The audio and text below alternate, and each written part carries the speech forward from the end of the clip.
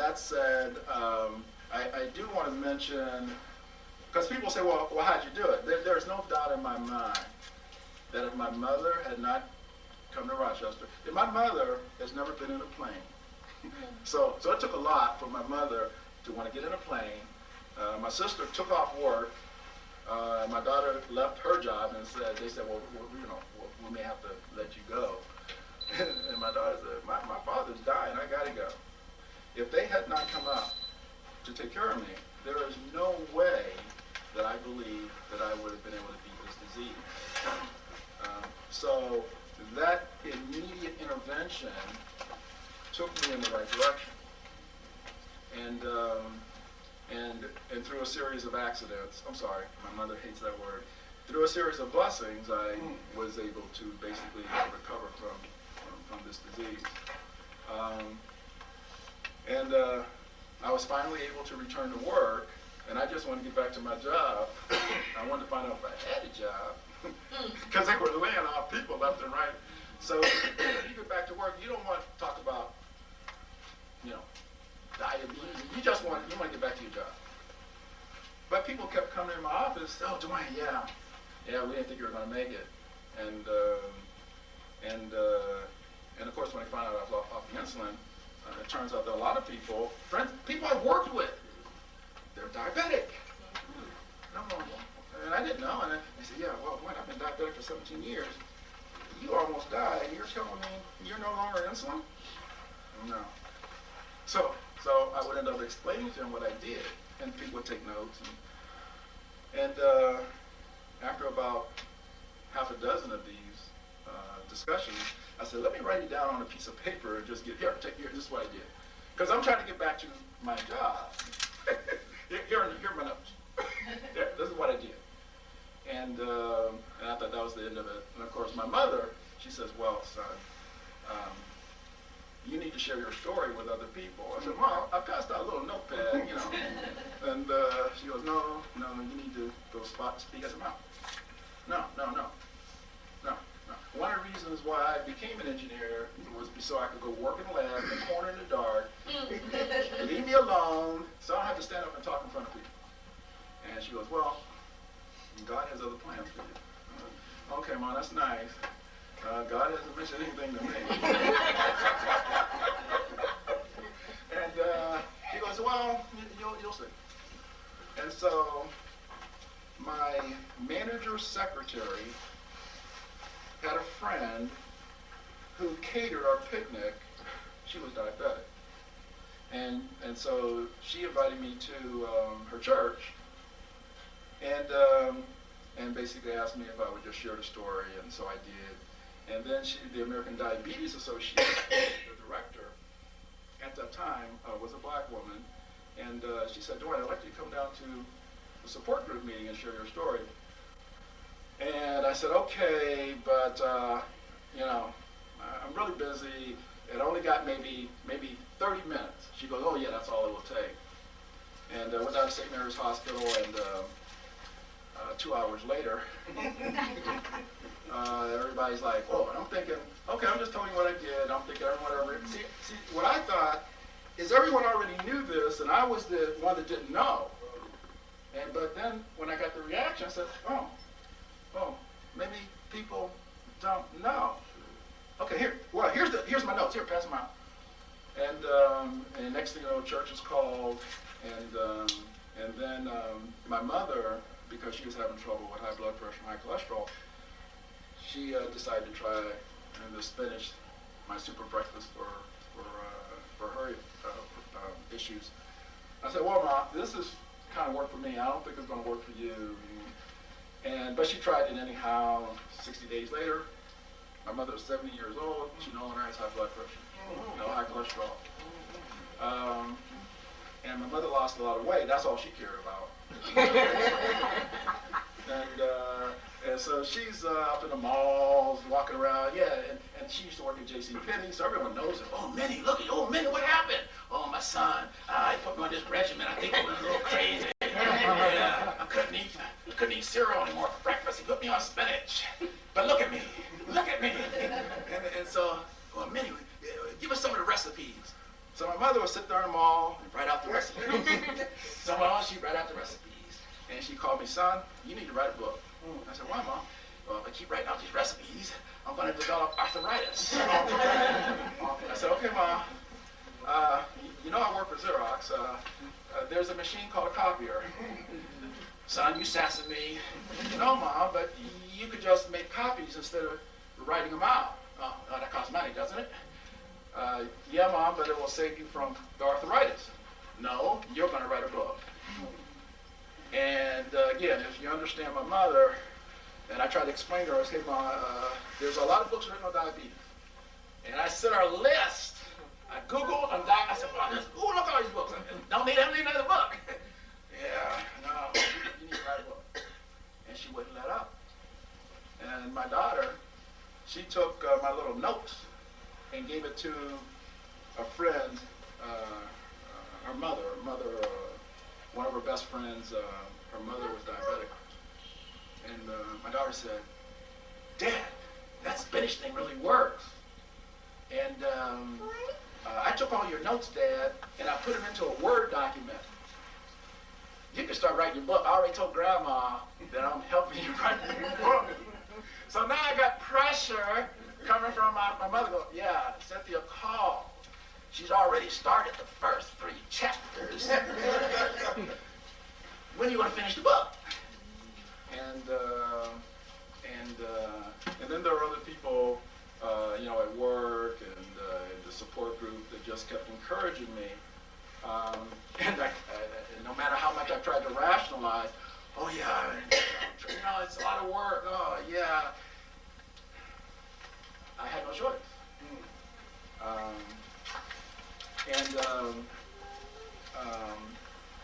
Once I completed the book, the challenge was now to get it published, but the publishers didn't want to touch the book. They said, well, are these facts? Your facts are a little, Yeah, the guy, it's somewhat ironic, the guy told that little fib, and my doctor put together a report for me, my medical history. So I carry it around with me, especially when I'm talking to reporters or other people who don't believe it, so I take out the report. Or when I'm doing a wellness seminar and other medical people there, and they'll go, excuse me, sir, that can't be right. Yeah. Here is my medical report. Why don't you read it? So they'll take it. They'll look at me, and I don't need anything else. The rest of the audience looks, and then they realize, okay, that it's real. And so I got lucky that I found a small publisher. The traditional publishers like Random House said, well, Dwayne, it's going to take 3 to 4 years to get your book published because you need a staff. And you need a staff to validate the information, verification, the references, the medical references. I said, yeah, I'm going to do it. No, that's impossible. So I ended up doing it basically all myself.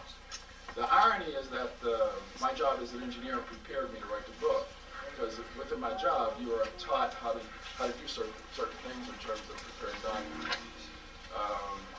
And then I found a small publisher who was going to publish the book. Although the publisher was a little hesitant, because if you want to sell a book in America, don't put the word death as the first word. If you're selling a book about nutrition, about getting better, the first word shouldn't be death. That's their belief. Number one. Number two, don't put a picture of a graveyard.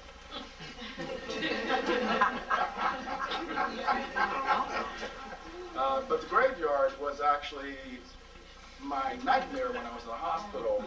I kept having this dream about a graveyard, and I would wake up in a cold sweat.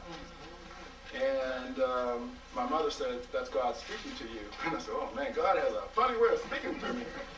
And I thought it was a message that I was going to die. And my mother said, no, don't wake up. Follow through the dream. I said, it's not a dream, Mother, it's a nightmare. Boy, you sassing me now, Mom. Okay. And it took a few days to kind of work through the dream, nightmare. And as I got closer to the graveyard, to the graves, the headstone, I could see the letter D. And that's when I would wake up. Because I'm thinking, D is for Dwayne. And I said, that's it. I just don't want to see anymore. But my mother, she called, boy, did you watch the rest of the dream? And my daughter said, Dad, why did you just tell me you saw the rest of the dream? Well, see, my mother has a gift. And that gift is if you lie to my mother, she knows. Boy, I knew you lying to me. You ain't too big now. So I followed through the dream, and when I finally looked at the headstone, I saw that the word said diabetes. And then it all came to me in terms of what was going to be the title of the book, what was going to be the cover on the book, what was going to be the name of the website. Everything just came together right then and there. And so that's basically the story. And I did want to mention some things with respect to diabetes. I don't know if people in the audience, anyone dealing with diabetes? Oh, wow. Okay. High blood pressure? High cholesterol? Okay. All right. Okay, first of all, diabetes. What is it? Most people believe that diabetes is a blood sugar disease. My guess is that all of you here that are diabetic believe that you have a blood sugar disease. You don't. I know it sounds crazy. You have high blood sugar as a symptom of the disease, but that is not the disease. And the reason why people remain diabetic is because they chase the symptom. You try to control the symptom with medication. But if you just control the symptom, the underlying mechanism that's driving the disease is still in your body. In a nutshell, diabetes is a disease of excess oxidation, inflammation, and insulin resistance. Now, let me try to explain this so everyone understands. It's very important that you have a picture of this disease, because you cannot beat your enemy unless you can picture the enemy. You must understand who is the enemy. Inside your body, you have 70 trillion cells in your body. 70 trillion cells. Now these cells have little doors, little receptors on them that open and close like a garage door. And when they open and close, they let in the glucose.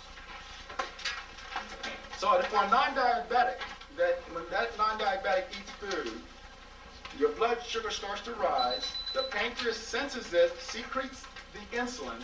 Insulin is the key that opens up the door and the glucose goes in. Okay? Now, for a diabetic, what happens is you eat the food, your blood sugar starts to rise, your pancreas recognizes it, it secretes the insulin. The key, it comes up to try to open up the door, but the key doesn't work. Insulin, which is the key, can't open the door. So the glucose can't get in to your cells to give you energy. So the glucose backs up into your bloodstream. And so your blood sugar continues to rise. As it continues to rise, your pancreas recognizes, man, I just secreted some insulin, but I must need to secrete some more.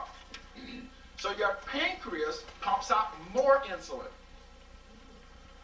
because it's trying to find the key to open up the door to let in the glucose, so your blood sugar will go down. This is a very important point, people, to understand. Because if you understand that point, then you will begin to understand why glucophage, or taking any drug that is going to basically tell your pancreas to pump out more insulin, is never going to get rid of your diabetes. Because the diabetes is due to this cell not working. It's not the pancreas. Telling the pancreas to pump out more insulin doesn't solve your problem. It's going to work initially. What's that? It burns the pancreas. Exactly. Exactly. Burns out the pancreas. And eventually you may become type 1 because the pancreas, you burn it out. All right? So it's very important to understand that key point. That if you want to get better control of the disease, you want to fix the cells that aren't working, the defective cells. Okay. So how do you fix the cells? How do you get the doors to open up? Well, it turns out, and this is where I got lucky, because I didn't know, all right? This is where my mother's punishment led me to the answer. It turns out there are 3 green foods. I refer to them as the trinity of vegetables. Brussels sprouts, broccoli, and spinach. Now, all the other vegetables are good too. Cauliflower, kale, all the other vegetables are good too. But these are the 3 most powerful green vegetables for a diabetic. Specifically, broccoli contains the highest level of bioavailable chromium. Now, hopefully everyone here that's diabetic knows the power of the mineral chromium. It is known as the insulin regulator. But if you take it as a pill, it's just a chemical. But if you take it in the context of God's food, it is very powerful. Now, we are very smart people, but we're not as smart as God. We have not been able to figure out how to replicate the power of those foods. Spinach. Spinach contains an enzyme that helps to heal the gastrointestinal tract, helps to heal the colon. It also contains alpha-lipoic acid. Alpha-lipoic acid is a very powerful nutrient that helps to nourish the nervous system. And as you know, one of the complications of diabetes is neuropathy. So those 3 vegetables are critical to getting control or getting the necessary nourishment for the cells. The cells are dying. The cells are defective. They're not working. These 3 vegetables also contain chlorophyll. Chlorophyll is the most powerful cleansing agent for the human body. And as a diabetic, one of your objectives is to try to cleanse the body, try to get rid of the excess sugar. Now, just eating the spinach or the broccoli or Brussels sprouts, now that's part of the story. But I've designed what I call a super meal program. It's basically a prescription for wellness, and this prescription is based on how the human body operates. And I'm going to try to give you a very simple model that we all were taught in 8th grade. In 8th grade, we were taught about the unit of life called a cell. What's made up of a cell? What is a cell comprised of? Nucleus, which is protein. Water, fat, and that membrane has water and fat. And inside the mitochondria, the energy factory is carbohydrate or a glucose molecule. So if you think about that as the structure of the cell, then you go, okay, how do I make the cell healthy? Okay, what if I ate a healthy fat to nourish the fat within the cell? What if I consumed a healthy water to nourish that cell? What if I consumed a healthy protein to nourish that cell? What if I consumed a healthy carbohydrate to provide the energy for that cell? Could maybe the cell get healthy again? Right. Now, if there's a biochemist in this room, they'll laugh at me because it's obviously a lot more complex than that. But in terms of understanding the physical model of a cell, I think you can begin to understand that if you consume healthy versions of foods that contain the components that go into the cells, that you've probably got a better chance to make the cell healthy. And if the cell is healthy, guess what happens? The doors start to open and close. I'll give you an example of one of these prescriptions. Breakfast. Our mothers told us, my mother beat it into me, and I mean she beat it into me. When we were children, breakfast is the most powerful, most important meal. And you don't have to write it down because it's in the handout. 2 cups of steamed spinach is a super carbohydrate. 2 cups of steamed spinach. Steam it, season it, throw in onions, peppers, whatever you want. In fact, onions, red, yellow, purple, whatever the peppers, put them in there. That even increases the power of the spinach. But you basically take the spinach, put it out, put it in a bowl. You then put a tablespoon of extra virgin olive oil, because extra virgin olive oil is the most superior of all of the vegetable fats, plant oils. No other oil comes close. Not even close. Yes, first press. Yes, yeah. First press. The virgin is the best. And the protein in the morning, the best protein in the morning is a little bit, 2 ounces of wild salmon. I know it sounds crazy. It is the perfect protein in the morning. And for the liquid, 16 ounces of filtered water. That meal is, I refer to as a super meal for a couple of reasons.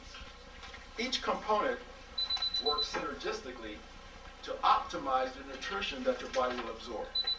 If you consume a traditional meal, your body absorbs maybe 25-30% of the nutritional value. This particular prescription, your body will absorb 90%. It's like eating 3 meals at one time.